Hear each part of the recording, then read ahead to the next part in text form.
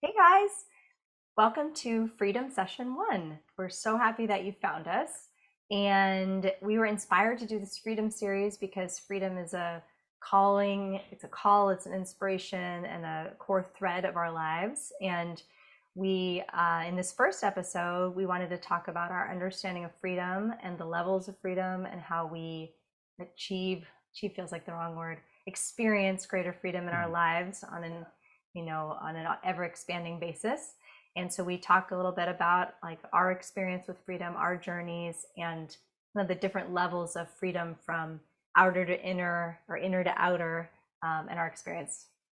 Yeah, we'll talk a lot about our own journey, but we'll also talk about the various ways in which, quote unquote, the matrix or the world kind of imposes itself and limits our freedom in the various ways that we have explored, extracting ourselves from that. A lot is covered in this. This would be sort of like a basic kind of intro lay of the land session. And our aim is to do these regularly, maybe 2 a month for now, where we kind of dive even deeper into the topics that are explored here or anything that comes up in the meantime that feels super relevant. But the main thing is we want to join with you on a regular basis, twice a month for now, and talk about freedom and really bring it more and more into our own awareness so that we can live it more and live from that place.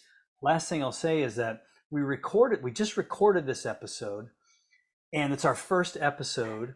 And so we both felt like at the end, like, gosh, we ought to just do a little quick intro so people know what we're diving into, because we sort of start and we just kind of get going. And so this is meant to sort of like give you a little bit of like a table of contents of what you're about to experience from us. And we really hope you listen to the whole thing. There's quite a lot here, and we're looking forward to sharing more with you. And I'll say it now because I just say it at the end of the session. But if you like what we're talking about, please like the session on YouTube or wherever you're watching this. Share it, post a comment below, help kind of tell the algorithms like, hey, this is good, let's show this to more people, this is useful information, you're getting something from it. We'd really appreciate it. It'll help us just kind of connect with more people, which is the whole goal here. Comment and let us know what resonated and where you'd like us to go deeper, because there's so many things we cover that there'll be many like offshoots from this episode. So thanks for watching. Thanks, guys. Okay, friends, here we are. We are live. Hi. That was good. We were just talking about how do we start this new iteration of the Ownstream podcast, and there you have it.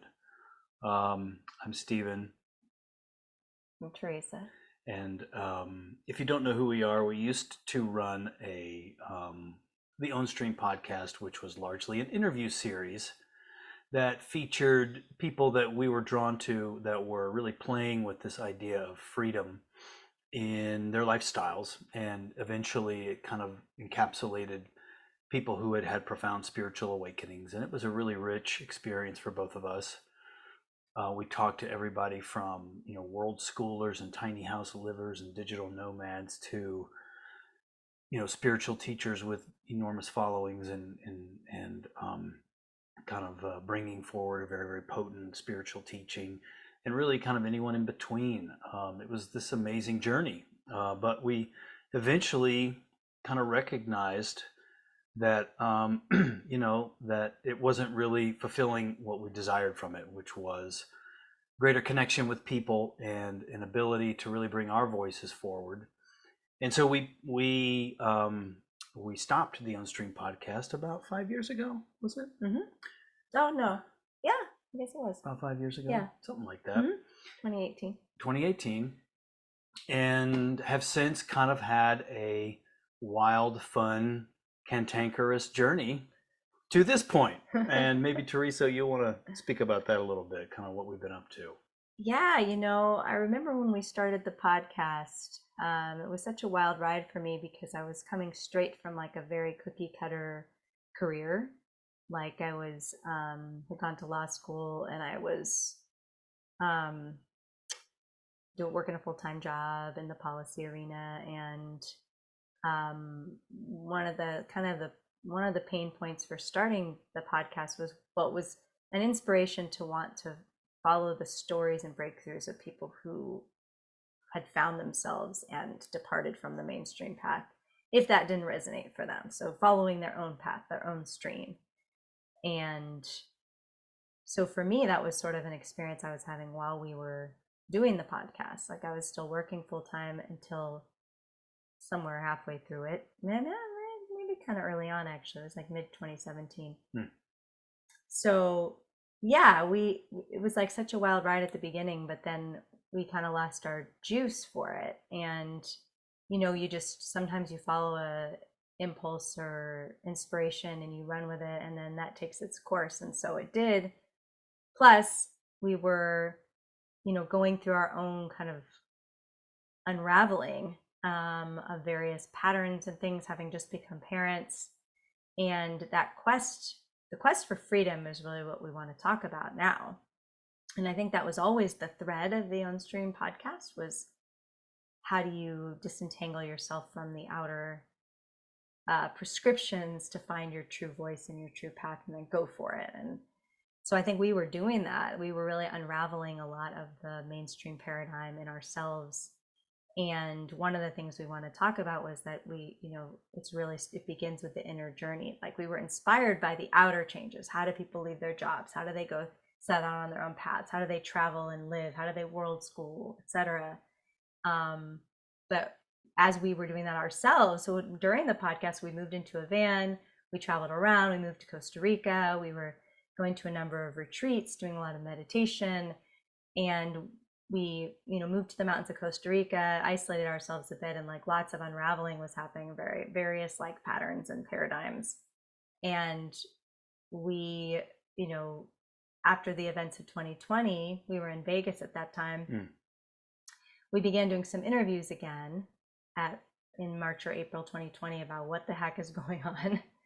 What's the awakening happening on the planet? What is this corresponding lockdown attempt? All that kind of stuff. And it kind of got us out there again, wanting to be in the mix of like just putting voices out there for the truth and for freedom from mainstream narratives and prescriptions. And what happened when we started doing those interviews is we encountered a new tribe that was coming together in that time. It's like we were like in those earlier years, we were going to a number of spiritual retreats and discovering different people we had resonance with and that. But in 2020, I think many of us who were aware of what was going on in the world really came together. There was this like all of this separating, seeming like polarization, and seeming like you have this one reality, I have this other reality. And many of us, I think, felt that for many years in different ways.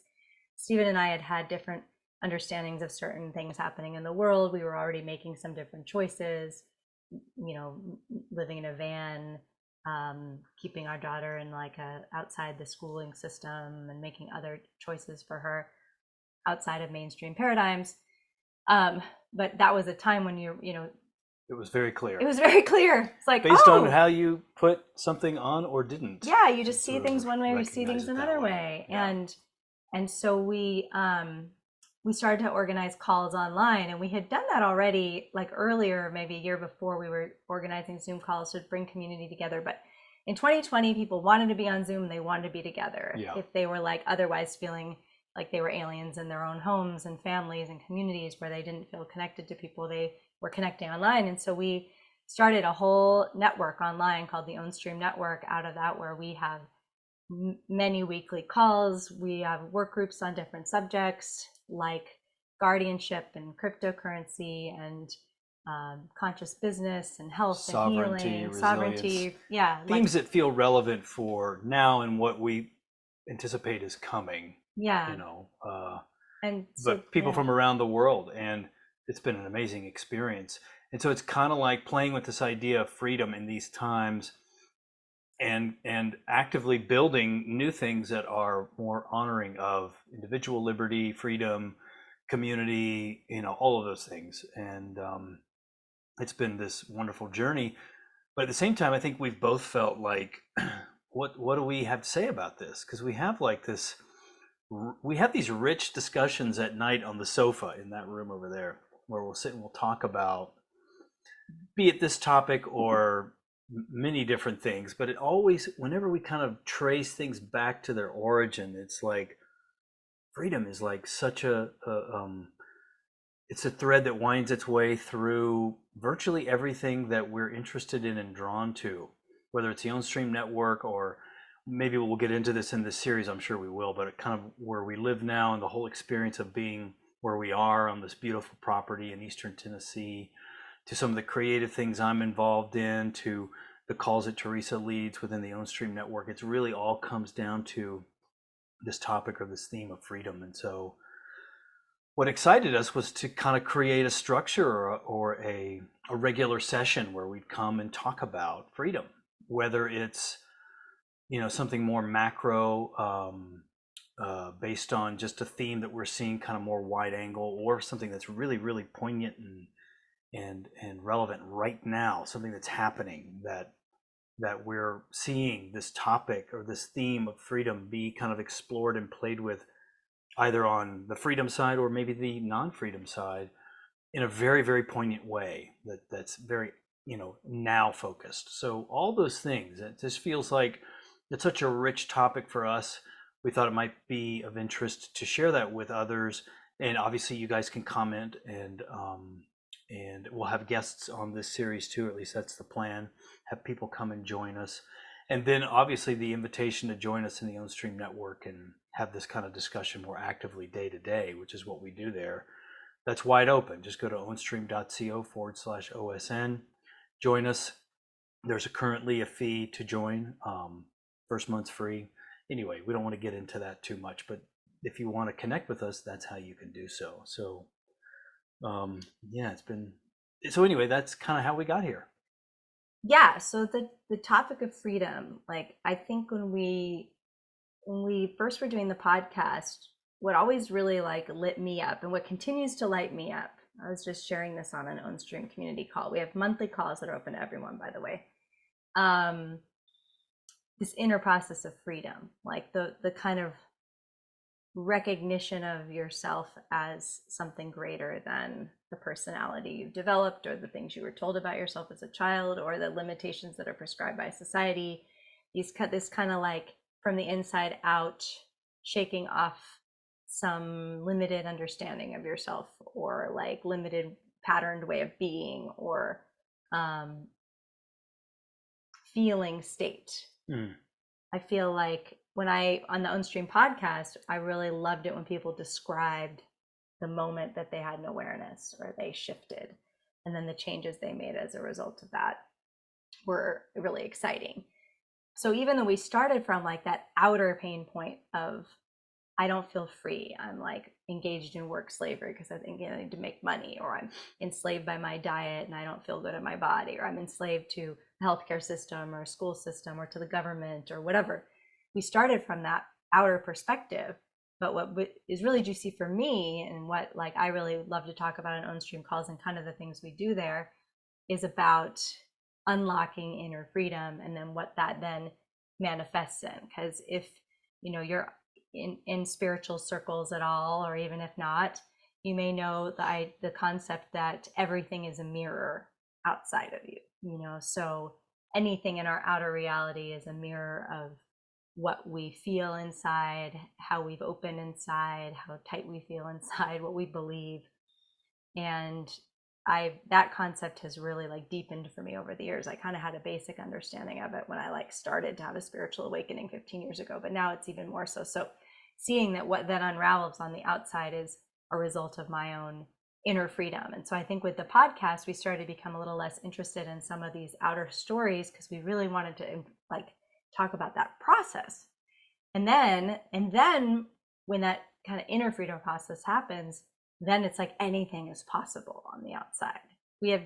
It's so far beyond anything that we can possibly imagine, because most of us are still operating in like a really limited understanding of ourselves. So it's like as that opens, as we release, so much more becomes possible. And I feel like for me, that is my journey now. It's what I'm really excited about. And it certainly has been the journey of since we left off with the podcast. So I guess we were going to, start with like, what is freedom? But what do you want to say? It's funny. No, you were saying about how our interest became very much about the inner part towards the end of the Ownstream podcast. But in 2020, when everything changed in the spring, suddenly the outer part became really important and interesting too, don't you think? Oh yeah, totally. Like, yeah, so suddenly, like, maybe for some time I was very focused on the outside, and then I got drawn very much inward.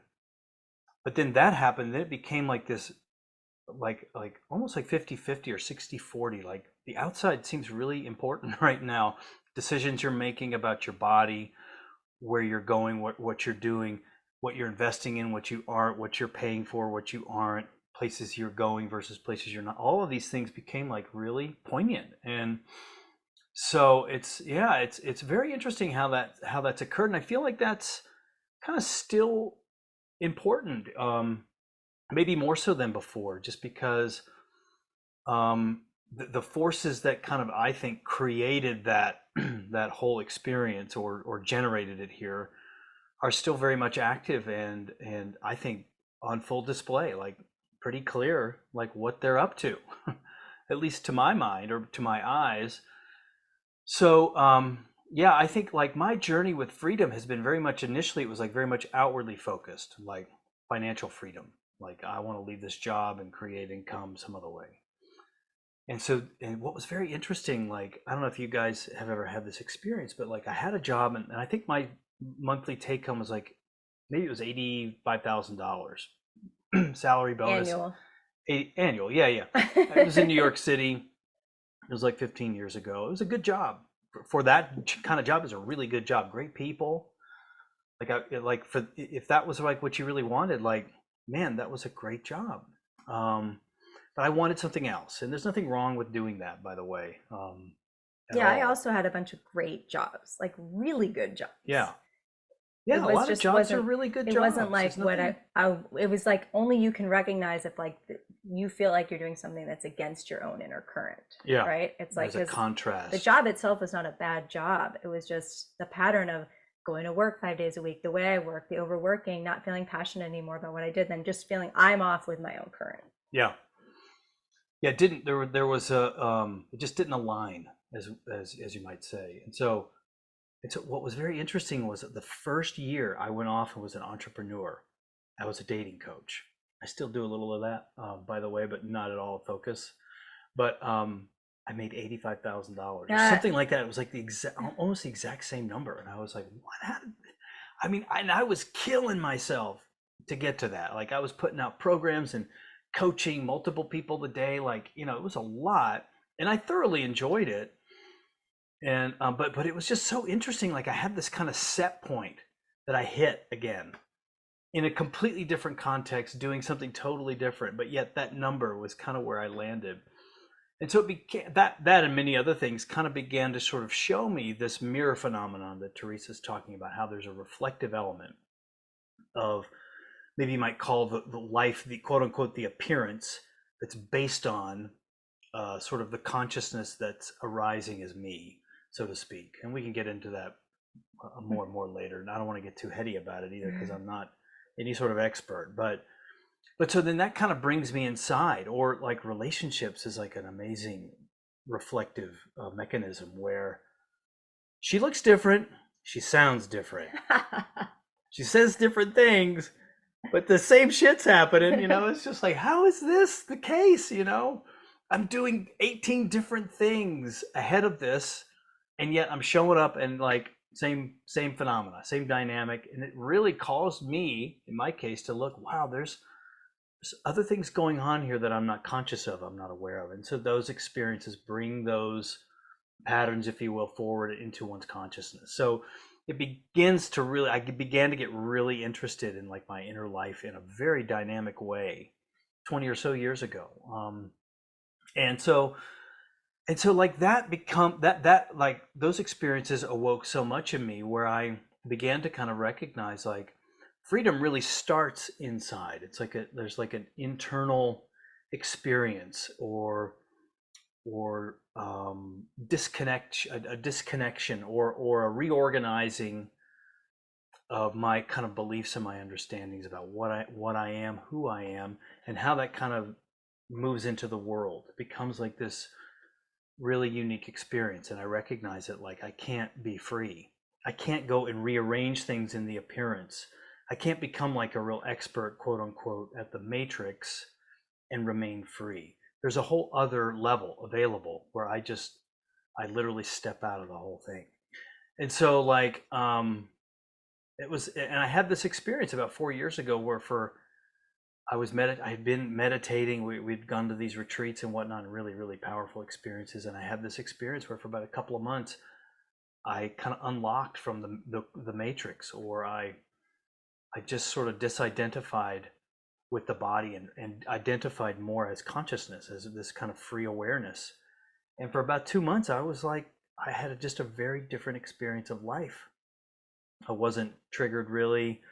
The things that used to bother me didn't. I was more or less joyful, really relaxed, and just very much kind of in the moment, like less linear about anything.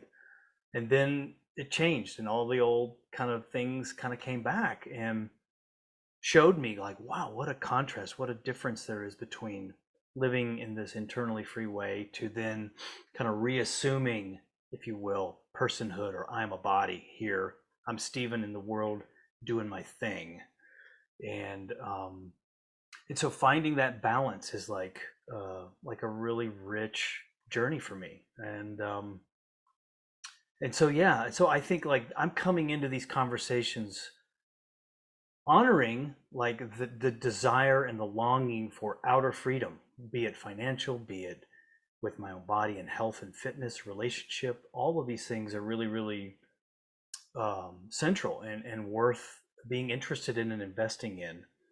But also like really recognizing like that, like the internal components are what kind of creates those appearances, and like how to find your way into those is a really rich and fascinating exploration for me.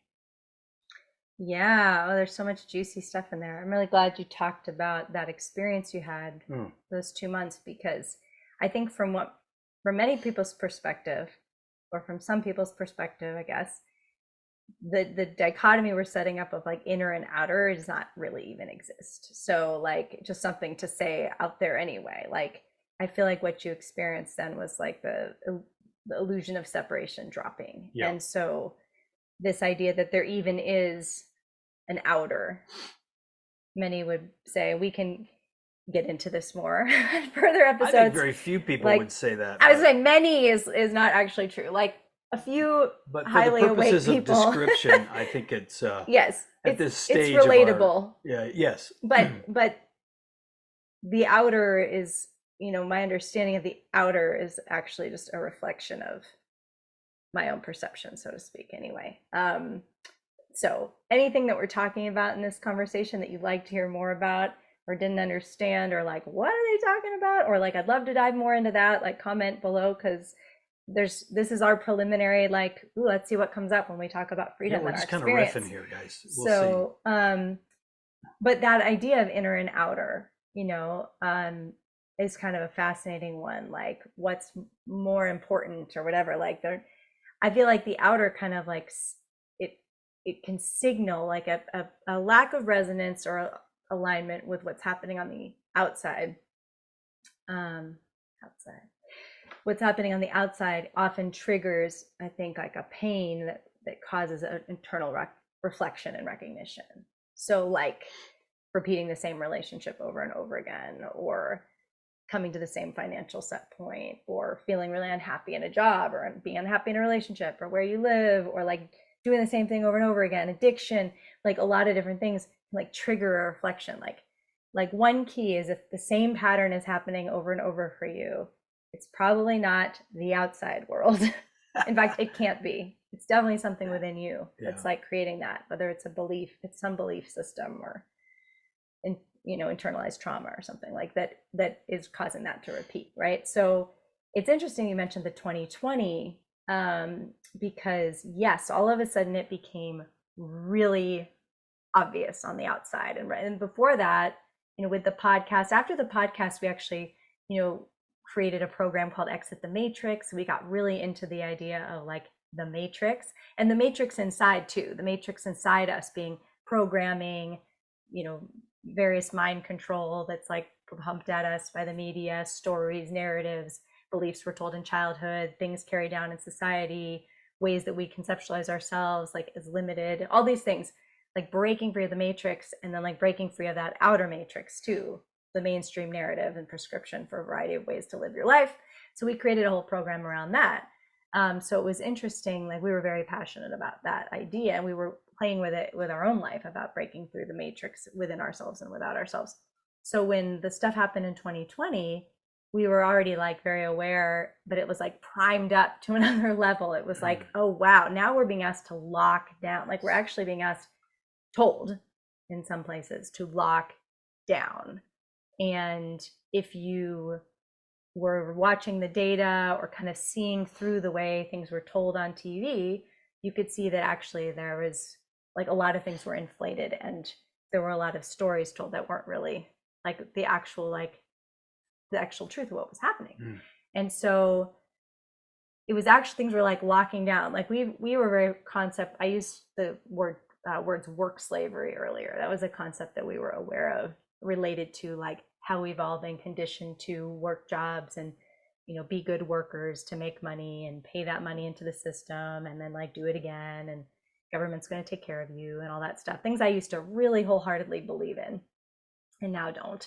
That was like a prescription and a slavery system. And all of a sudden we were being told to lock down and put masks on and stand away from each other and all this stuff.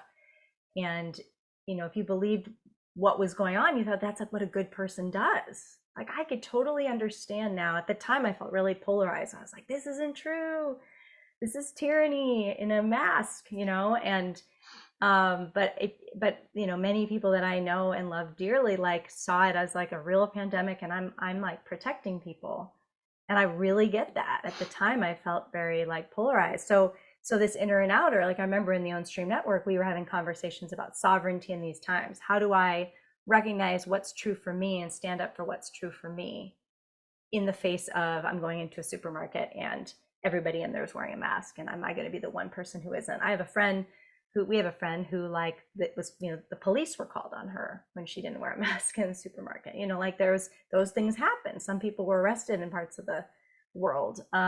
So what does it feel like? But in the sovereignty group, we went back into that inner thing. It was like, okay, yes, this is all happening on the outside, but what does it mean about us as a society or a world or a planet that this is happening? Like as this paradigm we're talking about inner and outer, this is a reflection of how enslaved we are.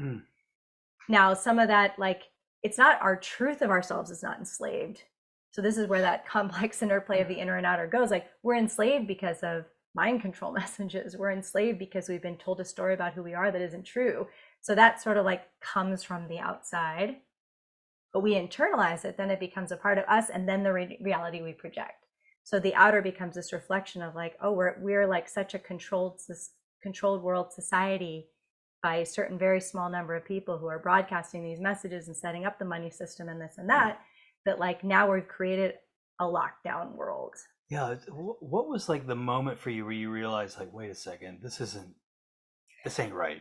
Something's not right here. We really believed it at first. For the first couple weeks maybe. But what was like the thing that kind of slipped it for you? Like where does the where does the seam in that nonsense kind of appear? My initial remembering, we were doing these conversations, and obviously I must have been like kind of hip to knowing it wasn't true. Like we were talking about it as sort of the great awakening of the world. Like this was going to like open up the world. So we had the very beginning when we started those interviews, I remember us having like a really positive spin on it. Like this is gonna, we had wanted to, with Exit the Matrix, I was going to say this before, we wanted to like help people wake up. You're free, you could do whatever you want. That's what we wanted to do. And then we also saw in that process, like all the limiting and enslaved beliefs we still carried in ourselves. You come to one realization of like, I'm free, but then it's like, oh wait, crap, I still believe that I can only make this amount of money, or I still believe I'm only worth this relationship, or I still believe, you come up against those things. So I think like we wanted to like help wake up the world. So when that all started in 2020, it was like, oh, this is going to be the great awakening. Like this is going to be like, people are going to see it. And then, like I do believe there's been an incremental change of people waking up. It certainly helped. It definitely accelerated things, no doubt. I mean, But you see it now all over the place. But yeah, I guess like that moment I was going to answer. So I think I remember doing those interviews. I remember doing one of the interviews where somebody we were talking to was talking about, there were two different interviews that come to mind. One was somebody was talking about masks and how like was just going through how ridiculous they are. Like just every point about a mask and how it does not protect you. And it actually like the material the masks are made of like is actually harmful for you to have on your face that long, or like what you're breathing in, and like they don't actually prevent a transmitted germs, and like all this stuff was just like going crazy. I would see masks on the ground, just like dirty masks everywhere. They just seem to be this metaphor for like the falseness of this whole thing. So that was one. I was like, oh. And there was also like one of the people you're interviewing was talking about mind control and the whole machine. And like I feel like we were, who was that? Do you remember? Heba. Oh, We okay, were, and Ronnie's the first interview I was thinking about the masks. And so it just started to like, oh, and then it was the data. Like that was the other thing, was like the data, hearing stories about like people dying out of like lifelong emphysema, like 40 years of emphysema, or like a motorcycle crash and it being marked as COVID because they tested possible, and the test, reading about the tests just not working. Totally it just bogus. One thing after another. It's sort of like other mainstream events that we've seen cracked from like what they're presented as, which can seem really compelling. But if you start to crack, like just question and crack, you see, it just falls down like a house of cards. Yeah, I think like we were both sort of like in a place of like, already deeply in question about, the powers that be and whoever's in quote unquote charge. Like, I don't think that prior to this, neither of us was under the illusion that, the government is really in charge. There's other forces beyond that, above that, behind that, that kind of really shape the narrative, really shape what's happening. But for me, like I remember it was because we were living in Las Vegas, and I was just like immediately, okay, if there's really something out there, then worst comes to worst, let's just get really healthy. Like if there really is some dangerous sickness, let's just get really healthy. We're already so close to that anyway. So like we're like juicing and smoothies and so I would go out running every day in Las Vegas. All right. It's hot. It's really hot. And I would go out at the very end of the day. And I remember I would go running down the street, and I would see people running in masks. And I was like, that doesn't make any sense. What? That's so weird. How could that be healthy? How could that be a good thing? How could that be good for you? And so we're already kind of questioning things and not really believing mainstream media for sure, or like any sort of thing the government does. And I kept waiting for someone to get sick around me, and I no one did. And the people that we started hearing about who had gotten sick, I already knew were like incredibly unhealthy to start with. They had other issues, other challenges that they were dealing with. Yeah. So and so that was number one. And there was a second one too that just came to mind, and now it just floated out of my brain. But it was very clear, like, oh, and so I remember one time our daughter Sophia and I went to the grocery store, and it's like half masked, half not masked. And there was a guy in there who was not masked, and he came up to me in a very loudly, very bellicose voice right in the middle of the store, said, "Bravo to you, Dad, for not putting one of those cloth diapers on your daughter." And I was really struck by that. Like, to me, up until then, it wasn't a polarizing thing. People were just sort of like, all right, I guess I'll do this, or I guess I won't. It wasn't like what it became months later, which was like like if you didn't wear a mask, suddenly you were like, 18 other things, which for us didn't really apply. But needless to say, like I was like, oh wow, people are really passionate about that. That's interesting. This is like in April, okay, of 2020. So, and I guess a final thing I'll say is that people that we had been listening to prior to that, people that we really trusted and admired and respected, more or less all were like, something ain't right about this. Yeah. Something is not right about this. And unsurprisingly, at least to our perception now, there was truly something not right about that. So I don't know. I kind of like to get into like these different kind of categories of freedom, kind of going from here into um, the various ways that freedom or its absence plays out in our lives, kind of tracking back from real world, the appearance, outer manifestations, all the way back to kind of the inner thing. And these kinds of things I think will prove to be maybe fruitful topics for specific videos as we go through this, because I think there's a lot that can be said about these. But do you think this is kind of like a That's good good. moment Yeah, to I mean, jump I have into that? so much more to say about the mask thing, and we could just have a whole episode Maybe just that's a whole on episode. that, because Yeah. if you're watching this and you did wear a mask or thought you were a really good person for wearing a mask, like, I understand where you were coming from. Sure. And like, we had a totally different, just to explain why people were not, like, we had a totally different perception of what was going on, which was massive tyranny. And if you know, Stephen and I were kind of primed for that by being in a circle of people who were aware, like he said, and we had popped through some other like pretty, like, we had watched, you know, we'll just get into it, watched these documentaries about 9/11 years before, and I'll just say about that, it just like popped through that whole, like, I like shook on the couch with the horror that could be an orchestrated event. Like, I just couldn't, it just broke my this faith, this conditioned faith in government. And like, you know, I was such a strong liberal, they're going to take care of us, they take care of people, got to take care of the poor, like whatever. It just shattered it. So I know a number of people who that happened to in COVID. The same idea. It just was like, oh, this was the wake up call for a lot of people, like, oh, this isn't real. So the mask thing became, I feel like, that's a whole topic of like the inner lack of freedom that I felt by like how charged I felt by not wearing a mask. Like, that was something we talked about in our sovereignty group was, oh, there's like I'm so afraid I'm not pleasing people. I'm so afraid of not fitting in. I'm so afraid of being looked at as like an asshole who wants to kill people because I'm not wearing a mask. Like, all this fear. And yet, like, the idea of putting on a mask felt so toxic to me because I was participating in mass suppression of society and like actual killing. Like, if you follow, you know, if you look in, if you start digging into what happened in 2020, you will find a plan, you know, and so that was like actual planned harm to people, not a pandemic. It was planned harm. So by putting on a mask, I felt like I was participating in tyranny that was harming people. Yeah. So that's just like I think the mask thing is just it was one extremely powerful symbol of our time, of your relationship to freedom and the truth. And we talked about, Steve and I talked about that a lot at the time. So anyway, that's put a pin in it for another conversation. That's really juicy. Yeah, I agree. I mean, it's symbolic. What it covers is very symbolic and purposeful. Covering your mouth. Yeah.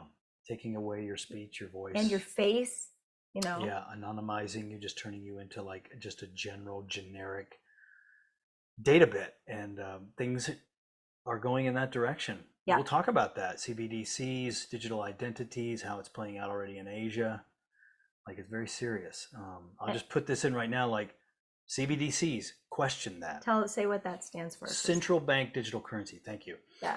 Which is basically a way to digitize fiat currency or dollars or euros or whatever your local currency is, and put it into a digital scenario so that we don't have paper currency anymore, or coins or whatever, and it's all electronic, which would give a centralized authority such as a government or the Federal Reserve in the United States the ability to just say, none for you, Stephen. We're shutting down your access because of what you said in the podcast with Teresa that day. I don't like what you're saying. I'm going to stop your money, which has happened to some people already. Absolutely. Who were quite vocal. I mean, look at what happened to the convoy, the trucker convoy in Canada, for example. They found out who the drivers were and who the people who were supporting them, and shut down their bank accounts. Yeah. So it's not like we're making this up. And if you knew what was going on, then you know this happened. But mainstream social media platforms were like massively censoring people who were questioning the mainstream narrative, like kicking people off of their platforms,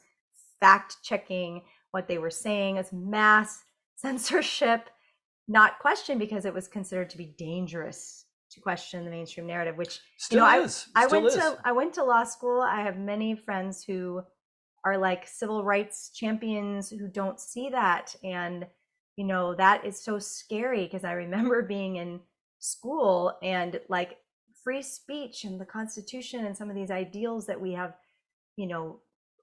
here, that I know so many people in principle feel they stand behind. Like, this became and is going to become further a great test of those things that we say we prize.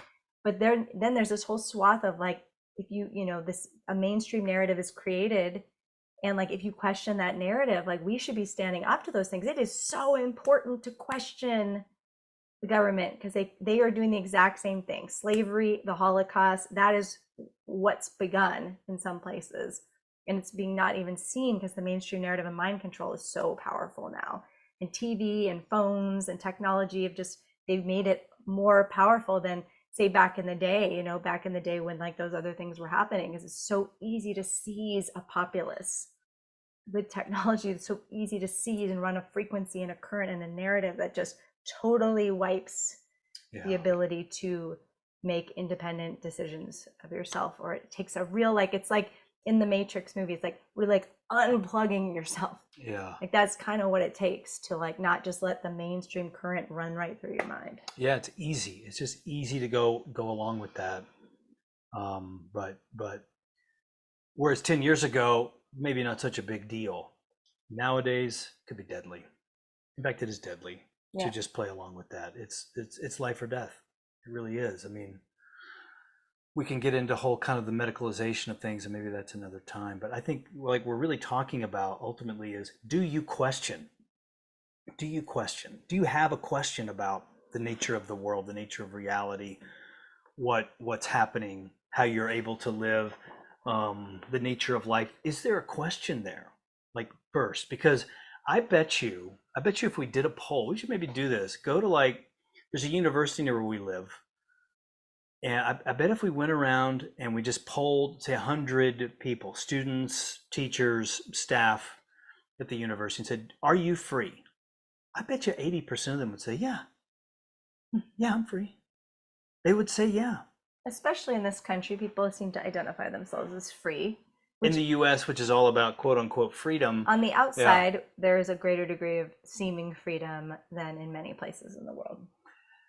Maybe. I mean, I used to believe that, and then I Seeming traveled. freedom. I'm like, it's exactly. Oh, wait, I thought this was the land of the free. We went to Brazil. I'm like, they're doing the same stuff here, or France, or like Japan. Like, I don't know. It's a good point. Like they're like, travel is really helpful to see. Like, wow, everybody kind of lives this way. There's obviously noticeable differences. This is like a long time ago too, but and I even went to Russia. It was my first overseas trip, and it was Russia in 1989. 1989, yeah. Right as things were changing, and there were some noticeable differences there, but people were still kind of milling about and doing their thing, and there were some noticeable differences there, though, but by and large, I had this vision, like if I go overseas, I'm going to see people like kind of in, I don't know, like they're going to be living very, very differently than I, and it wasn't the case.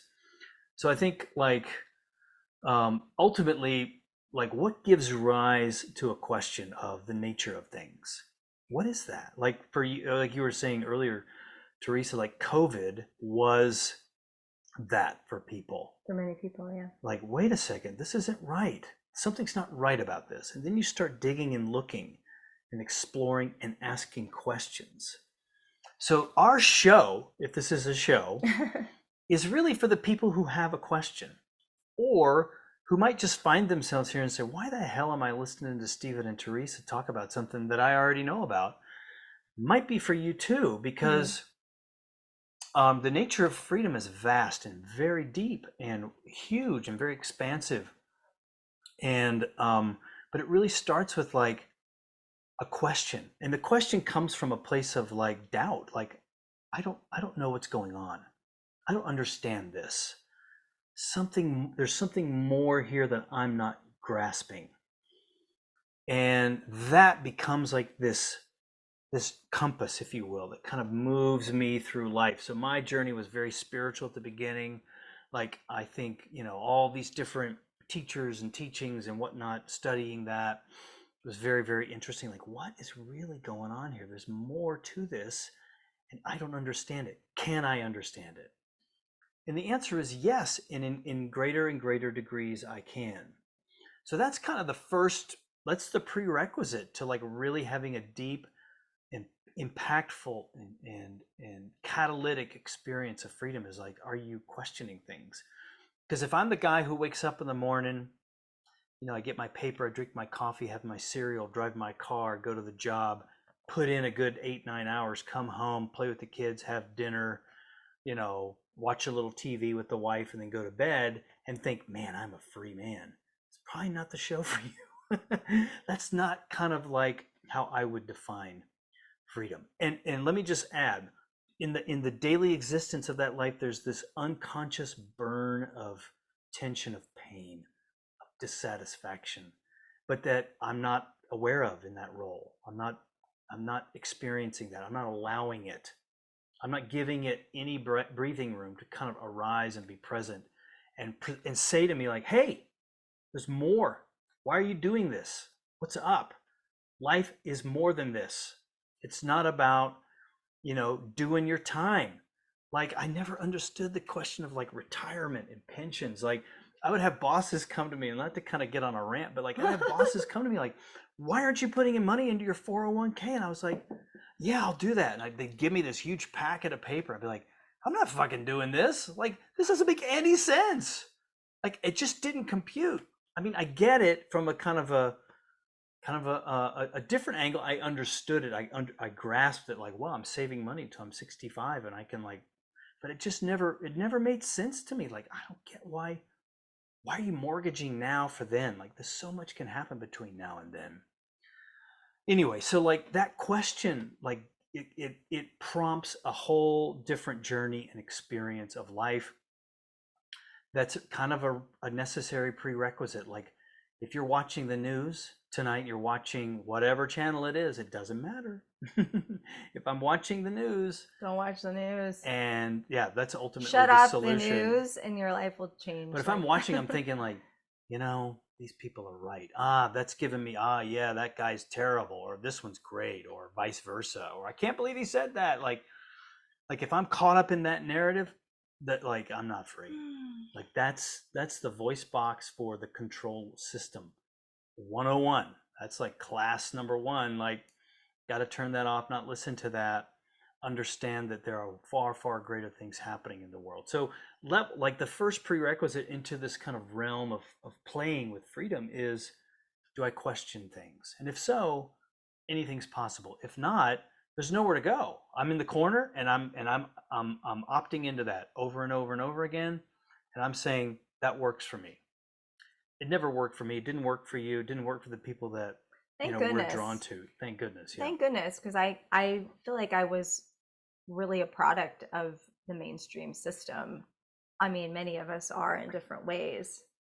Again, like the Matrix provides such a great visualization of these, or analogies, or like just truth about what this is like. Like, you can just imagine like seeing a blip in the Matrix, or in the Truman Show when he like runs a sailboat into the sky wall. What is that moment for you? Like, it's like, post it below, like share it. I love hearing those kinds of things. Yeah, that's cool. But like, I guess for me, it started with like addiction recovery, and yeah, me too, actually. Like not just like, alcohol, but everything else I was addicted to: working, performing, attention seeking.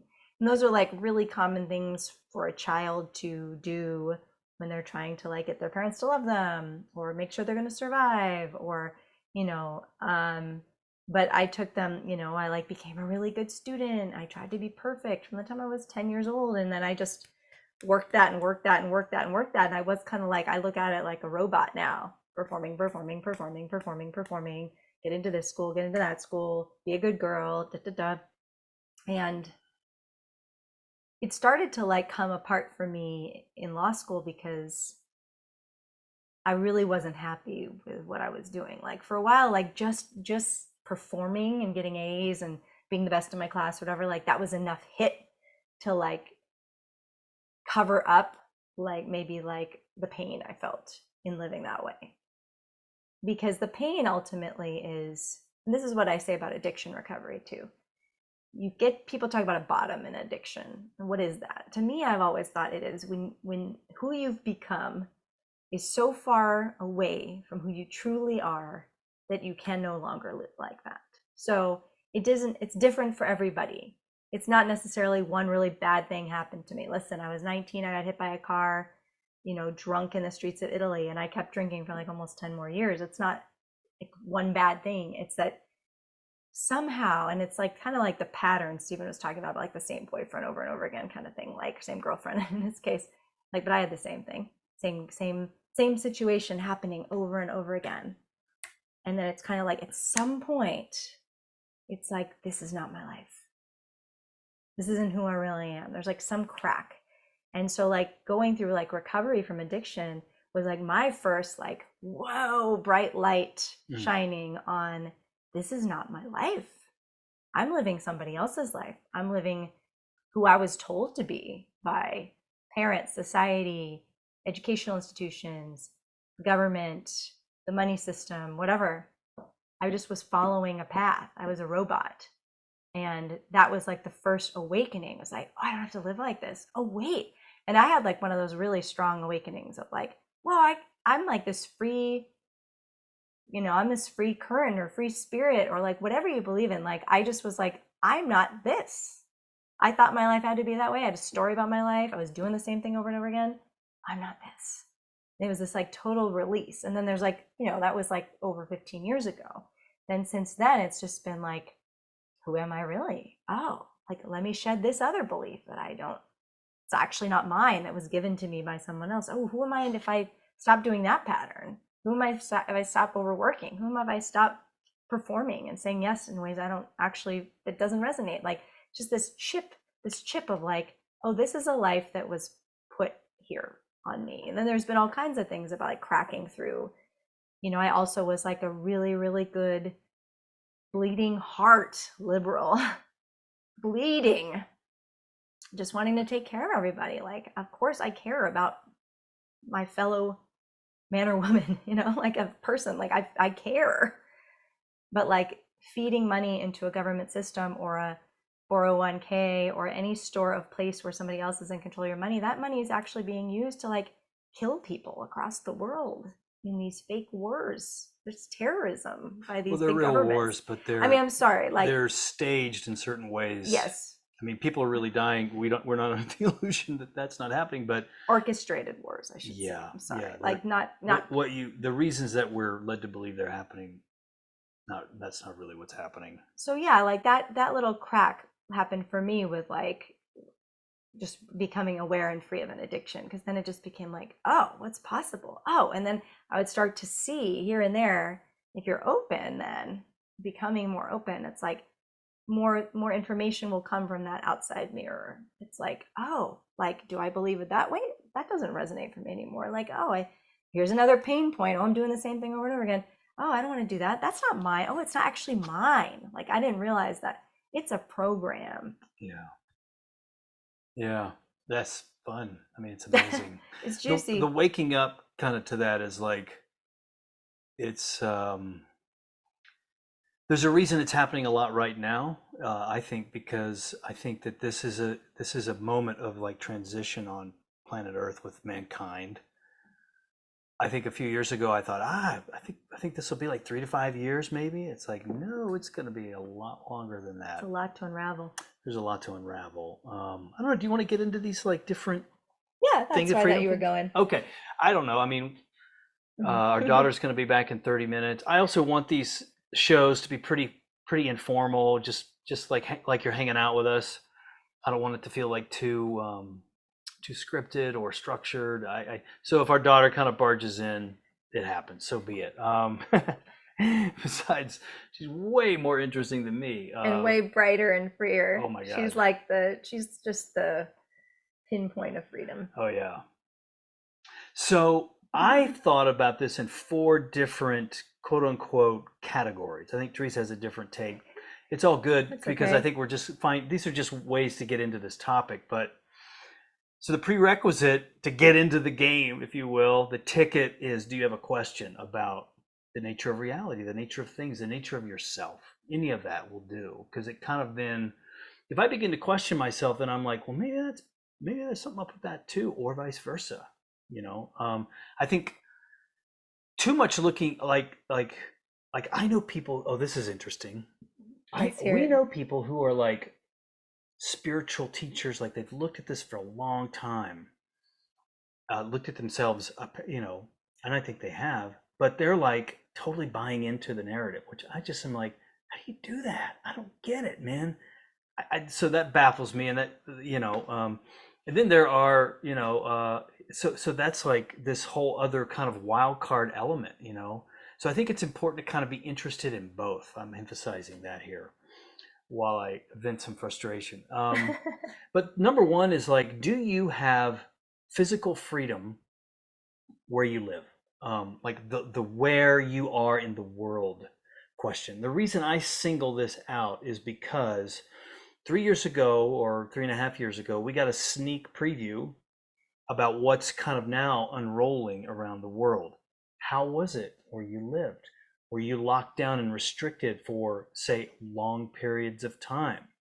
Were your movements prohibited in all manner of ways? Like, were you forced to do things to maintain your life that you didn't want to do? Medical experiments, let's say, were you compelled to do that, and you didn't want to do that, but you did it anyway because you needed to keep the job? Did you live in a place where you could only you couldn't leave your house for days at a time, etc.? Like, so if that happened then what's happening now is going to hit those places the hardest and most severest. That's my opinion, but I think there's a lot of truth to back that up. So in Canada, for example, we saw very, very harsh measures meted out across the country, and now we're seeing Canada, it seems, is one of the leading nations to usher in a lot of the new measures that are really designed to restrict and control us even more. Big cities in the United States have this experience, particularly in certain colored states. California, for example, San Francisco. Look at San Francisco now. It's a disaster. It's a disaster. It's tragic. But in a place like San Francisco or New York or Chicago or LA or wherever, big cities, like, your freedom of mobility is restricted. Now, there are some cities that are better than others, for sure, like cities in Florida, Miami, Nashville, Tennessee, So it's not just about living in urban areas. That's not the point. The point is, what happened then, and did that inform you in certain ways to question, like, okay, where am I going to live? Because this is BS. So what you've seen in California, for example, is there's a mass exodus from California. People waking up and realizing, like, I don't want that. I want something else. Or you chose to stay in California with the blinders off. Like, I understand what's coming. I'm ready for it. I'm up for it. I love it here. All good. This is not a notion. The idea here is not to sort of say you got to leave, but you got to have, the awareness turned on. The lights need to be on so you're aware of what's coming, because it's likely going to come there and hit pretty hard. And unlike with COVID, where things happen really fast, this is going to be slow, like turning the hot water up on the frog in the pot. Do you know that metaphor? Where, like, you can do you know that metaphor? I'm not sure. Oh no. So hopefully I didn't lose everybody there, but there's this old metaphor that, like, if you have a pot of water, you put a frog in it. If you turn the heat up really slow, the frog will never know, and it'll just die in the hot water. It'll never know to jump out because the heat's coming on really, really slowly. That's what's going on, to my perspective.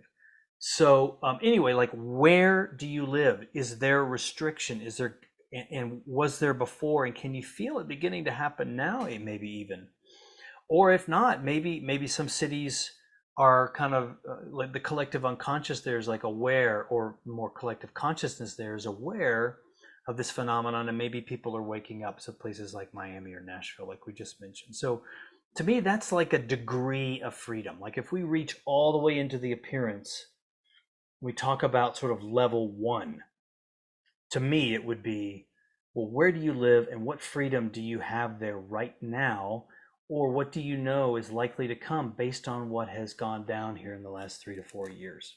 Physical freedom. Physical freedom of movement. Can you get out of your house and go somewhere and come back and it's not a big deal?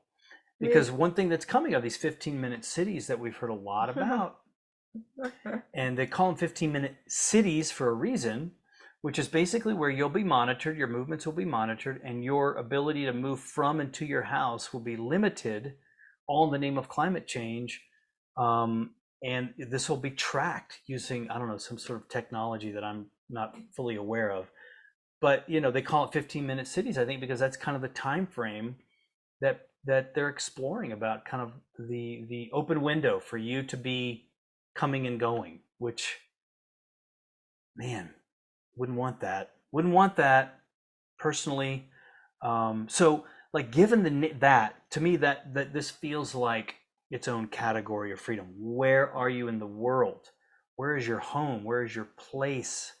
And what are the dynamics and forces that play around that? They're very real, and I think they're going to be becoming more and more restrictive around the world. And so it's important to be aware of that. Yeah. You can keep going if you want. I think he said, I'll just address like that we're disagreeing on these levels. And I guess because I would start with, well, where this is kind of the most basic. I'm talking about the outer to the inner right now. We're going from there. Because I would go the other way, I guess. First of all, like, because I'm more focused on like the inner part of that. Because, you know, there's you can feel free in a prison, you know, you can. But I guess the idea is like it's a reflection, it's a choice, it's an awareness. Like Stephen said, you can be in a place that may be highly locked down or controlling and still be living free. We know people like that who kind of are like aware of it, but like are living in their own parallel reality to it because they're not afraid of lockdowns or need to wear a mask, or like they have their kids in a backyard school or whatever it is. Like there's just, we know people who are doing it really differently, Sure. have their own path, their own frequency that they're kind of winding through those like outer conditions in. So I think that's why I felt like there's the outer, and he'll talk next about another outer, but there's like kind of, for me, it's just the outer and the inner in a way. And I think Stephen's saying this is your basic, most basic. Are you physically free? Are you choosing to live in a place where you're not physically free? Why? It's always great to question anyway. Like if you want to live there because I grew up here and this is where my family is, or I love living near the ocean, I want to stay in California, or I love my home and it just feels right. There's like this whole idea of whether to move over the past 3 years has been such a present topic among people in our online community. Some people made big moves, some people didn't move at all. And it's been a really like strong inner dialogue of like, do I feel like I should move? Like, do I feel that impulse to move? And if it doesn't feel like that, then I'm meant to be here for some reason. So I don't know that it's a choice against freedom. And I don't think you're saying that, to stay in a place where there were more lockdowns, because it may be just for some reason you're supposed to be there. For us, we were in Vegas, sort of a medium place about the lockdowns, but it just became like we wanted to focus on self-sufficiency and like resiliency outside the system, and Vegas didn't feel like a good place for that. I mean, we had a great garden in our backyard, but it's like 114 degrees for 3 months of the year, and there's like a manufactured water system there. You know, it's not like, that's not like a lot place. Not the optimum. That's not for us. It didn't feel right. Yeah. And then it became like, just I had a kind of impulse for us to come to this part of the country for a number of personal reasons for us, and we didn't know if we were going to stay. We're just like, this feels like the right next step.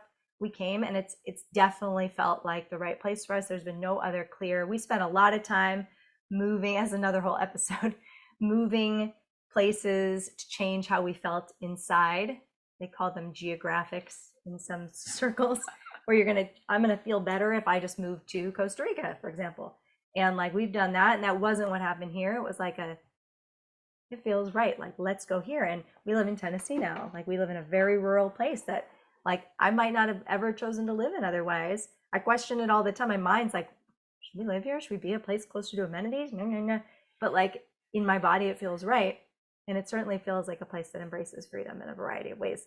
So anyway, like that's why we were kind of like a little bit on in a different view from this being like its own level, because I do think that you can feel like you're in the right place, even if from an outer perspective, it's like, why do I feel like this is the right place? I don't know. I just feel like it's the right place. More will be revealed. Yeah, I think the reason I separated is because I think most people don't even think about that. It's just like if you're going to kind of like start from this enormous width, if you will, of self all the way down to like where it kind of reaches the most restrictive definition, freedom, then where you live and kind of the forces that be around that are relevant. And I kind of start outer and move to inner only because that's kind of been my journey. I started out here Yeah. trying to kind of rearrange this. It doesn't work, and it kind of caused me to move back into myself. So it's just the way that makes the And most sense to me. that like pain point of the like physical liberty, when we were talking about the question arising, Yeah. like that's the most obvious. I think that's been super. Like, I think a lot of people have been like, wait a second, I can't leave my house. What's that? Like a lot of people, like that's been the wake up call. So that's kind of like level one. Level two would be all the areas of life. Like how free are you in the areas of the most, I think the most poignant one is money and work. Like, are you working a job you don't want to work to make money? And you're spending that amount of time doing something you don't really love to do just to make money. Like that's an area. So that's a way that the matrix wraps itself around you and restricts people, you, me, all of us. Like it wants to kind of compel me into this tiny little space where I have to do something I don't want to do, that doesn't match the expansive, joyous, free inner self that I really am, just to make money, to survive. And the way that narrative and fear have been kind of blended together, I think really, really limits a lot of people and becomes a great place of catalyst to wake up and be like, wait a second, something's not right about this. Like for me, that was like a big thing of like, wow, this, why do we live like this? Like, and I saw so many people around me, like, glorifying work slavery. Like this is how we do it. It was like holding it up as like this badge of honor. And I get it. There is some integrity to that for sure. But underneath there's something's not right. Something's not in place. So that's number one. And there's countless of these. We'll just describe a few of them.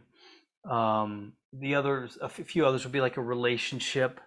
Like, are you just sort of like opting into a relationship because someone was just interested in you, and now you're in this, circumstance where maybe there's not that kind of like deep kind of current of love that can kind of survive, challenging times. Is there a sense of obligation or duty, or is it really alive? Is it really, fresh?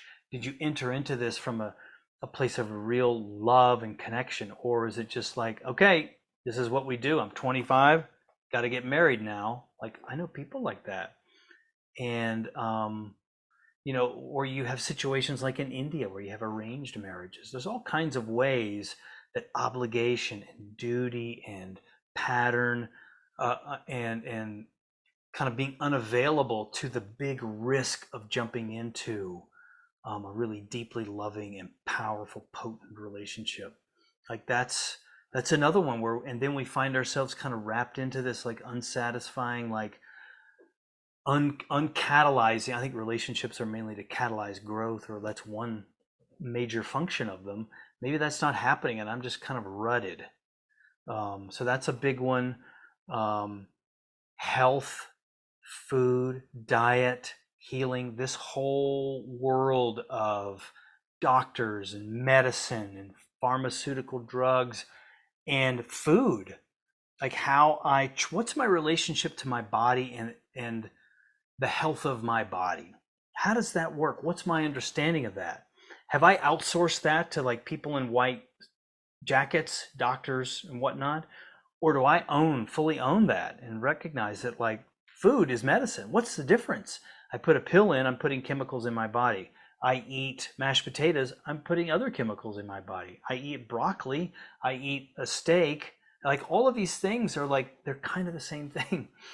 So have I taken responsibility for my health, or have I outsourced it?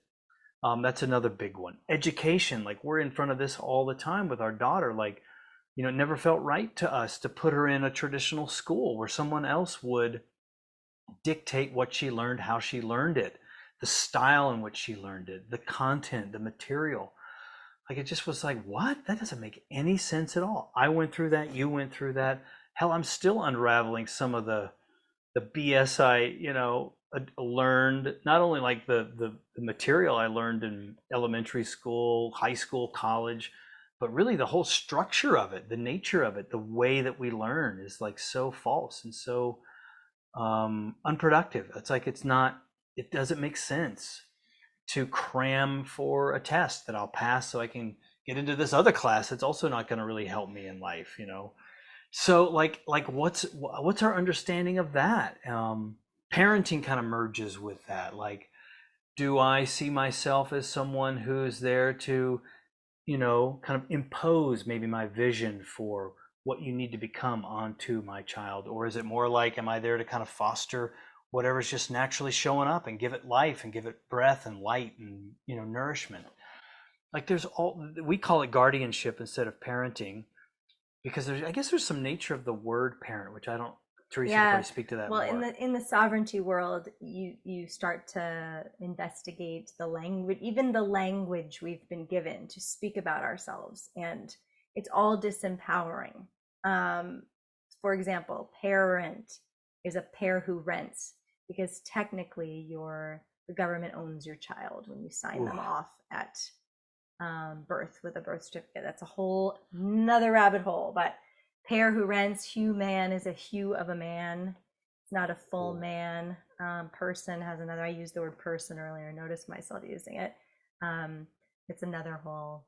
That's another whole rabbit hole. But basically, these are disempowering words to take away our full life force. And I'm thinking about when you're sharing about this kind of level 2 thing. So level 1 is like this what would you add? Basic physical liberty, and level 2 is sort of like a different level of your own liberty and like how you relate with the outer world, or how you relate with the systems or mainstream prescriptions. Like what I'm thinking about when you're relaying these different kind of examples is like how we're taught to relate to authority slash like other control systems. So it's kind of like we have our parents, it used to be like you obey your parents, children are seen and not heard, so then whatever your parents learn just like passed on down, like you're just supposed to accept it, right? Some people just accept it, which I did for a long time. Some people totally rebel against it, but either way you're kind of perpetuating the same, like these patterns get built into you. And then if you're not a conscious parent, they just pass right back, they pass on. Because I know that we've had this experience. I know other friends who've had this experience. You just hear something come out of your mouth as a parent,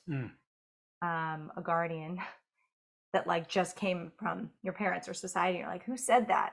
Who said that? Like, because I don't feel like that's what I believe, but it's just in there, So all these things, like that structure, education, if you go into the history of mandated, formalized education, you find out that it was just a vehicle for work slavery and obedience to the government. Like there used to be these kind of nurturing one-room schoolhouses, and they turn into these mainstream institutions where like, you have to learn a certain thing, sit in a desk all day, so unnatural for a child, and like prescribed learning. Some of it's not true. I mean, many, people are aware of like textbooks, just like certain historical textbooks that are just totally like fraud, right? Like that's been kind of more out there in the mainstream, and like revisiting things like relationships of what happened to Native Americans or to Black people and like whatever. Like there's certain things that have come out into the light because of some awarenesses, but who knows if any of that stuff's true that's taught in school. And more than that, it's a mechanism for control. So that just then feeds into higher education. That just feeds into work. And then how we're taught about money. That's a huge, deep pain. Yeah. So like how do I relate to money as this kind of big boogeyman? Like I'm just like always need money. or like the people in white coats. Like there's just this like I'm abdicating my freedom to a bigger system. And like that's what I think about when you're sharing about that. It's like, Yeah. how am I like questioning? Am I like, I have my own deep, bright life force. Do I really need to go to a doctor? Do I need a wellness check according to whatever they're going to call wellness? Do I need somebody at at an educational institution to tell me what's important for me to learn? Or is that going to just cabin my vision so that I walk like this all my life and probably hunched and probably like, which I feel a backpack on my shoulders still from the many years I wore giant textbooks on my back, so it's like, how do we get like this inside and outside based on how we're taught to relate to these systems? Yeah. How have these prescribed systems that are there to cause me to opt in and become a slave to them, have I questioned them? Am I exploring ways to kind of unravel and untangle myself from them? You mentioned money. Like we'll have a whole session, I'm sure, on cryptocurrency or like alternative forms of value exchange and wealth preservation and all that sort of stuff. But what's fascinating about this times, I really think it's the internet that's the catalyst, because we can talk to each other without some sort of like intermediary. But like there's so many other options in all of those areas. Like I don't have to opt into any of that anymore. That's what's so amazing. That is. Without that initial question though, I won't even think about it. I'll be like, no, I gotta do this. Is what we do. This is what I do. My dad did it, my grandfather did it, and what do you hear that? Like this is what we do. Whereas in fact it's like, no, we can do anything. So the transition, if you will, and again, this is just a way to describe things, just to kind of give us a way to, have a conversation, or to paint a picture that we can then talk about.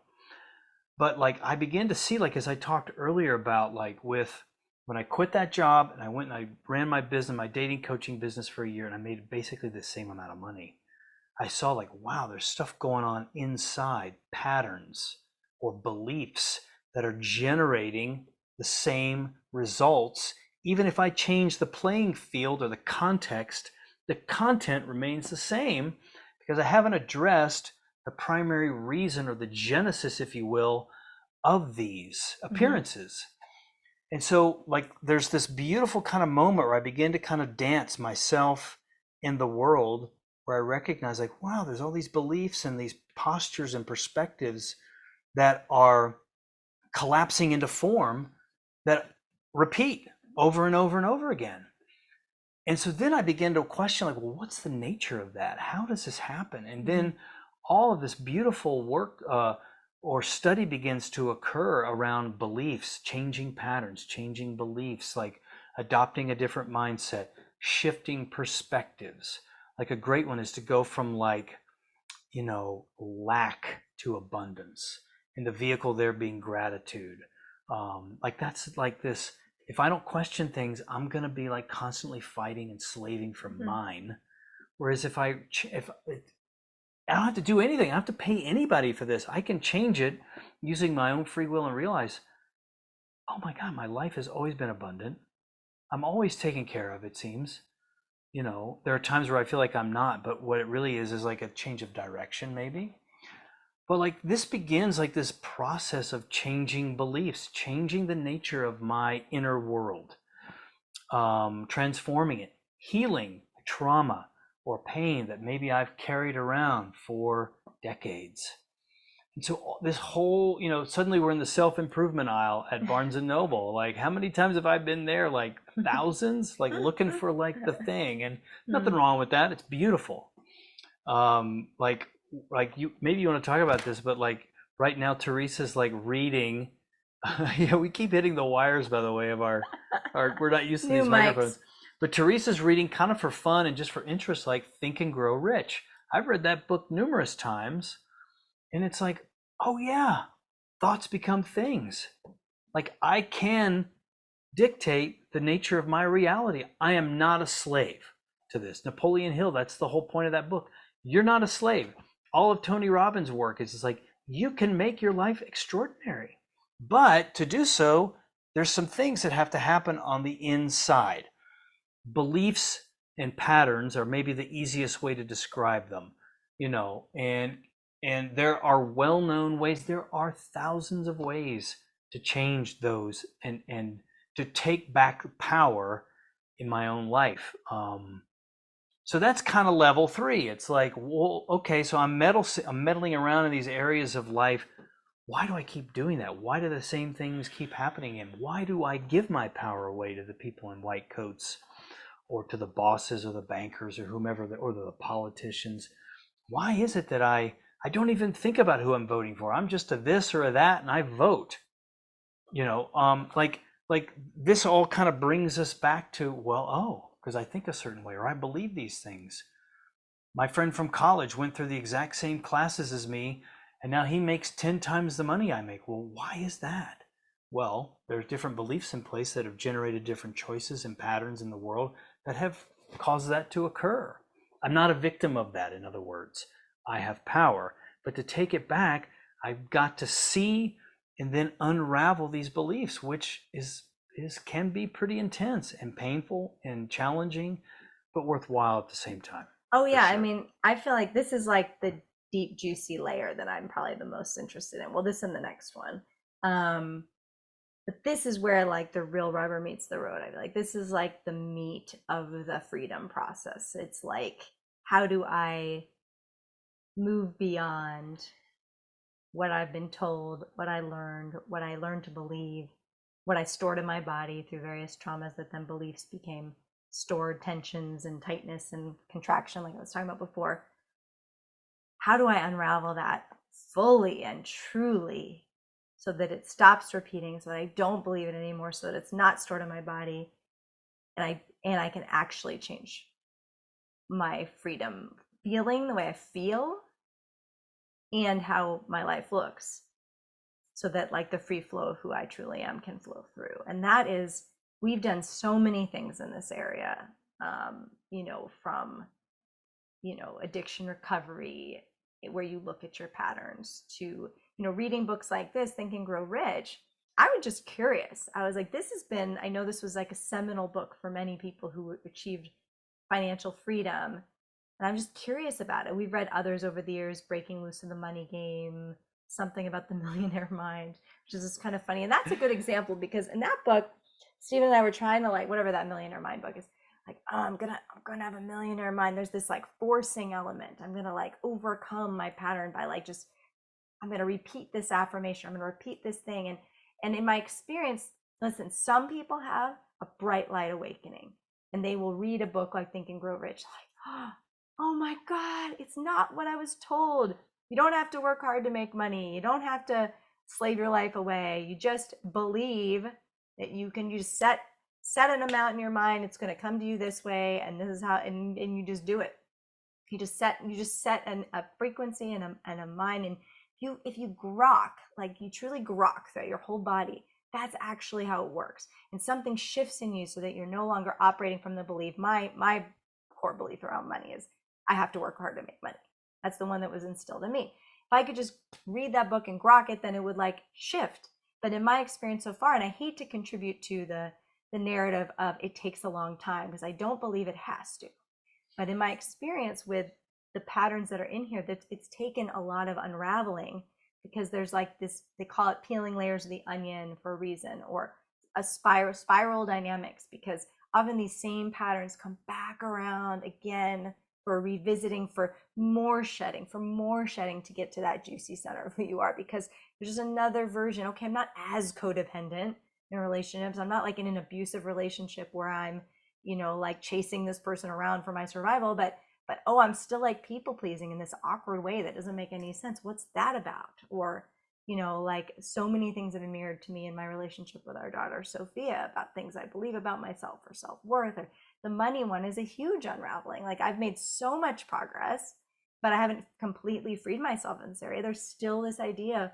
I don't like work 10-hour days and overwork at night. I'm not on like a BlackBerry at night doing emails like I used to when I met Steven. Like I'm not still use BlackBerry? I don't know, but if you don't know what a BlackBerry is, comment below, because I think that's funny. Google it. You're probably freer than we are if you don't remember what a BlackBerry is, because a lot of people coming in today don't have the depth of, I think, pattern entrenchment that some of us, like older folk, do. Like there's just, I see a brightness and an ease with these kind of patterns, and like ability to move through things like faster than I've personally experienced it. Some things have just circled around and again for me. And in recent years I've been working both on on a body level and a more mental level, doing things like the work and popping through patterns. Like it's similar to like reading a book like Think and Grow Rich and just having an aha.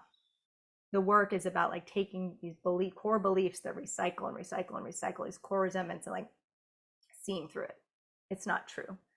Who am I if I believe this? Who am I if I see that this is not true?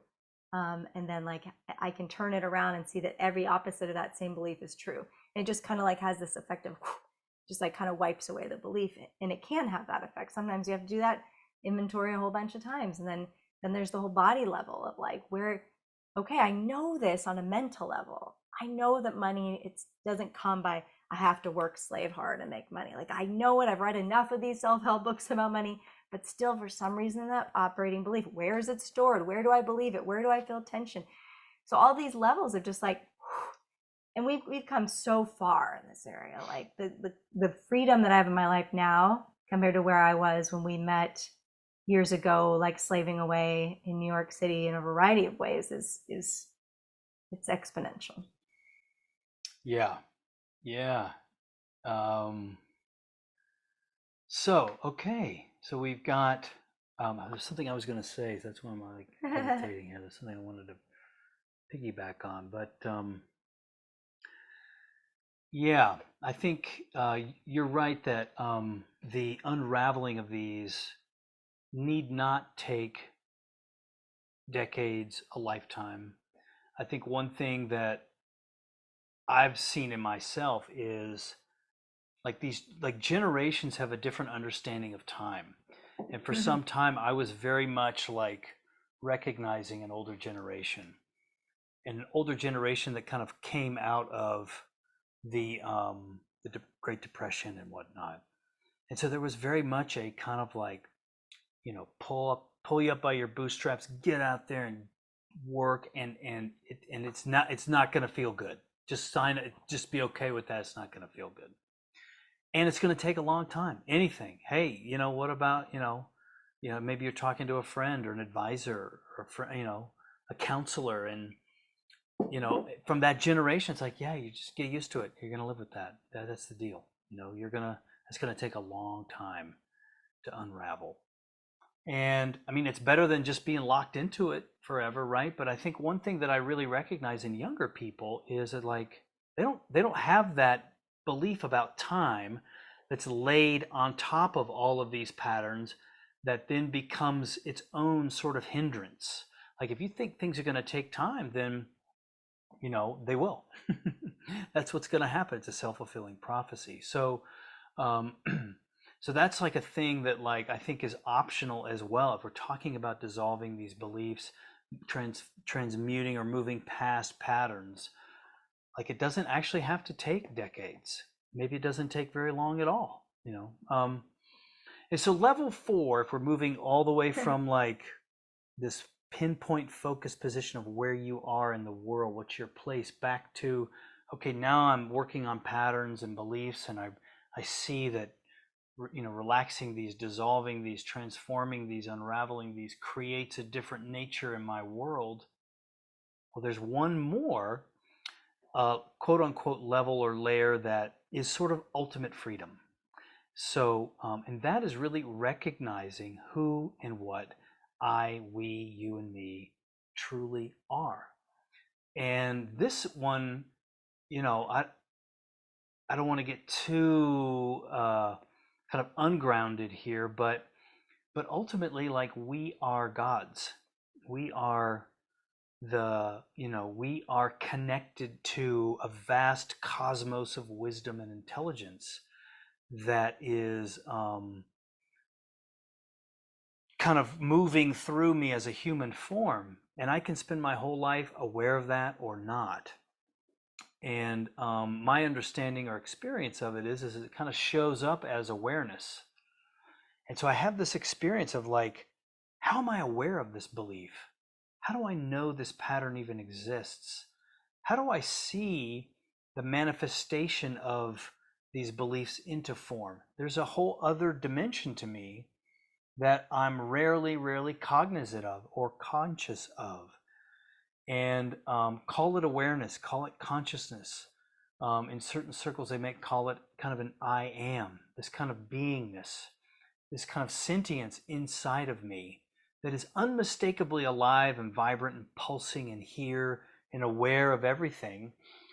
But due to my own decision, and it's a choice that I'm usually not aware of, I move that into an identification of, well, I'm Stephen Shelley. I'm here as a body. I'm doing this thing. I'm in relationship with Teresa. I have a daughter. We're doing Ownstream, blah, blah, blah, all these things I'm doing. But when you kind of move back from the appearance back into what is the nature of my reality, well, it's this kind of consciousness that shows up as me. It feels like it's here in a body, but the more I taste and experience that, I realize like, wow, that's really up for grabs too. That's not even real as well. And so like I've had this experience, I've tasted this experience of this is not real, that's real. Like this consciousness that's aware of a body, that's aware of a mind, that's aware of a pattern, that's aware of a government, that's aware of a location or a place. That is actually the only real thing I know.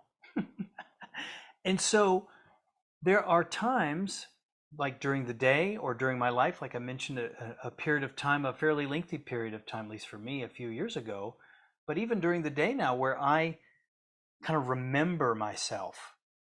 I remember the real nature of what I am. And my whole reality just transforms in an instant. Suddenly I'm no longer a body dueling away with the world. I'm a consciousness. I'm spirit. I'm this formless isness that is just in awe of what it means to be a part of this whole thing. There's considerably more that could be said about that, of course, but my journey as kind of a material and then moving into more and more of a spiritual entity is really one that's far more interested in living in that space, in having my mind body kind of complex absorbed into a space of awareness, of consciousness that's free. It is by its very nature free. And so no conversation around freedom, no discussion around it is complete unless we acknowledge the ultimate freedom. The freedom that is me exiting the back door of reality and realizing I'm the whole thing. I'm creating the whole thing. And this is somewhat rare, though I think it's more and more common, this experience of this vast light that is what we truly are. And so that is ultimate freedom. And so I think in this day and age where we talk about the matrix, and like Andrew Tate talks about like, exiting the matrix, exiting the matrix. I have nothing against Andrew Tate. But ultimately, like the only way to exit the matrix is to realize what I really am, is this ultimate self-realization experience of myself as this free consciousness that can choose anything. It's not about making more money or mastering the art of relationship or time or productivity or motivation or enthusiasm or financial freedom or mobility, travel, all of these things. These are kind of flavors of freedom in the appearance, but ultimately I'm always already free. But do I realize that? And so that realization is the ultimate freedom. And it comes about through, for many people, it comes about through a meditation practice or a spiritual practice. But even that is sort of arbitrary, because I think there's some people have shown me that you can also just choose that, which is rather amazing. But I think for most of us, meditation, contemplation, study, really becoming deeply, deeply desirous and interested in that is like a healthy component to this journey. So in a way, like I'm at first really interested in the appearance, I want to kind of master this. And ultimately I realize the only way out is to realize what and who I truly am, which is always available for me. And isn't that amazing? Isn't that the ultimate freedom, to know that it's always here. It's always here. Even if I don't recognize it, that freedom is always here. And that's sort of maybe how you might quantify the love of spirit of God, of source. It's like, anytime you're ready, buddy, I'm waiting for you. That's sort of the sense of it. Yeah, it's beautiful, Stephen. That's kind of the experience I had when I was talking about, recovering from addiction and realizing that I was not just Teresa. Like I was reading Eckhart Tolle's A New Earth, and I feel like he seems to be one of those people who had like a bright light awakening and like realizes that he's source now, that it just like it happened. He had one of those awarenesses, and That's a great book. hasn't like spent, it's really good if you're newer to this subject too. But I don't know that he needed to spend years unraveling. He sort of had the awareness, I'm not this, I'm that. Oh, and that's kind of the awakening I had as well, was like, I just had this feeling. I remember I was on the subway in New York, and I just was reading that book, and I was like, oh, all this time I've believed I'm Teresa and I have to do this, and I was this way because my parents were this way, whatever. And I just kind of traced back the feeling of into childhood, like as early as I could feel. What did I feel like? And it's that bright awareness. It's that bright, free, formless awareness and joy and love, and that can take any form. And I had that freedom moment, unlocking awareness from like this physical, like, oh, I have to be this. And it was amazing. And I really rode that for a while. It was like, ooh, I can be whatever I want. And then I got kind of stuck back in some patterns, so it's like that's kind of coming going for me. I do experience as well, like meditation is a classic path, of course. I do experience it as well when I'm in the process of releasing things through the body. Like I have a deeper awareness, like just comes through me. I start to like vibrate in a different way. I just feel a tingling. I feel like, oh, it's here. Like it's just here. Like I'm here. The source is here. Like I feel that brightness and light and ease. It's always here, but gets contorted and contracted and limited seemingly by my experience of it because I have these other beliefs. So I've also experienced it, that there's the meditative path, and I've also experienced it kind of through the body, and the embodiment path is like, oh, as I actually physically release a belief or a trauma from my body, I find more space. I find the infinite space, and I have an experience of that kind of brings me right back into the flow that's always available in any moment. Yeah, there's multiple ways into that experience. I'm glad you mentioned that, because a lot of people these days doing plant medicine to access that. We've not done that, so we can't speak about it directly, but the kind of work that the kind of somatic work that you've been doing, and I've had some experience of that too, is really very direct and right into it, which is pretty amazing. Meditation, of course, and there's lots of things that are very popular out there now. And these are just the things that we've utilized, but there's no wrong way. There's no one way. There's no checklist to getting there. It's really kind of like what's right for you, like what calls to you, what makes sense, what's exciting, what kind of pulls you into it. That's really kind of, I think, where the juice is. So yeah, gosh, I'm I'm kind of into cryptocurrency a little bit. I kind of have some interest in that, and recently I led a group in the Ownstream network about kind of learning about the basics of crypto. But anyway, I'm prompted right now to do what the guys in the crypto videos say. What do they do? Smash that like button if you're getting any value out of this call, which is so tacky for this context at least. But yes, I mean, so I guess we'll sort of wrap up. But Yeah. But yes, please follow this channel, like our video. It'll help get it visible to others. It'll help kind of tell the algorithm, hey, this is cool, share it. And I'll be better about mentioning that earlier on in the videos. But please post a comment below. Would love to kind of know where you are, what your explorations with freedom have been. Any topics you'd like us to cover, yeah, like in greater depth. We wanted this first episode to be kind of like, or session, to be more like free flowing, and just see it, talking about freedom and our experiences and how we see it now, and And it was fun because a lot of things came out. So there's so many different places that we can go with this, and we'll be naturally inclined to a few of them that we've already thought of or that came out in this conversation. But if there's anything that you would like us to explore, and you'd like to go deeper into, let us know in the comments below. Totally. I mean, but this is kind of like, this is sort of the playing field as we see it. Like this is a foundational kind of an opening conversation, but there's so much depth to be had on each of these topics, or each of these little pockets of knowledge and wisdom and experience. So hope to hear from you below. Smash that like button. Destroy that like button. Crush that like button.